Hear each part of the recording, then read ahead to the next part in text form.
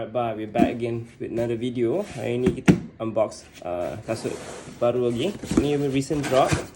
Lalu dia orang ni panggil rasa tahun 1985 1985. Tapi dia orang selalu ada high cut. Yang ni dia different sikit.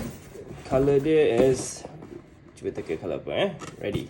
1, 2, 3. Oh, boleh nampak dah. Okay, usually it's like high cut, tapi this time around dia suka hype Jordan 1 Low sekarang. Dia memang like bring back the memories of 1985 lah. So dia datang dengan lacing color merah, tapi I suka dia punya color hitam So they provide extra lacing color hitam. So yeah, ni compare leather dia memang boleh tahan lah. Okay.